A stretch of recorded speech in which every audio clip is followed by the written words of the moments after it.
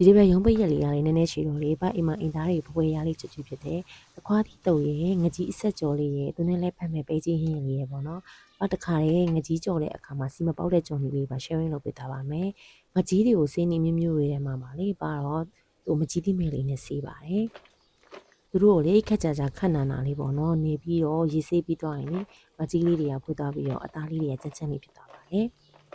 ပါတော့နွန်းကိုတော့လေနဝရက် AI ရောနွန်းလေးတုံးတယ်တော်တန်ရခိုင်တော့ organic ဖြစ်တော့လေစိုးစေးလည်းမပါတော့ပါတို့တွေနေပြီးသွားလို့ရှိရင်လေလက်မှာပေါ့နော်အဝါရောင်ကြီးတွေမထင်တော့ဘူးပေါ့နော်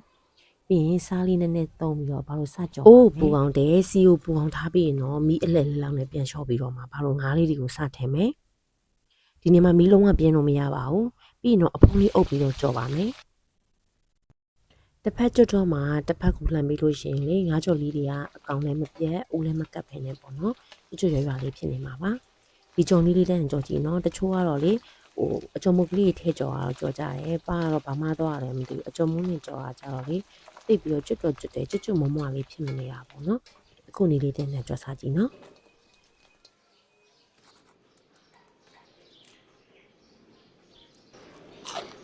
ပါငရုတ်တီးနဲ့ကြော်မှာဆိုတော့လေကျွတ်ထုံလေးကိုစီတက်ပါမယ်ကျွတ်ထုံလေးတွေကိုမီးအလယ်လောက်ပြထားပြီးတော့ပေါ့နော်မှုရတော့အောင်စီတက်ပြီးဆိုလို့ရှင်တော့ကျွတ်ထုံဖြိုထောင်းထားတာလေးပါထည့်ပါမယ်ကျွတ်ထုံဖြိုထောင်းထားတာလေးပါစီတက်လို့ကျက်သွားပြီဆိုရင်တော့ငရုတ်ခွဲချမ်းလေးထည့်မယ်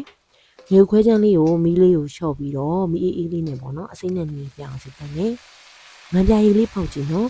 ငံပြာရည်လေးပေါက်လိုက်လို့ရှင်ငရုတ်တီးကြော်လေးတွေကစားအရသာရှိလေးနဲ့တော်တော်လေးစားလို့ကောင်းတယ်ပြီးရင်တော့ငါးကြော်လေးတွေထည့်ပြီးတော့အရသာလေးတွေပေါ့နော်နှက်ဆက်သွားအောင်ခဏလောက်လုပ်ပြီးတော့ရပါပြီ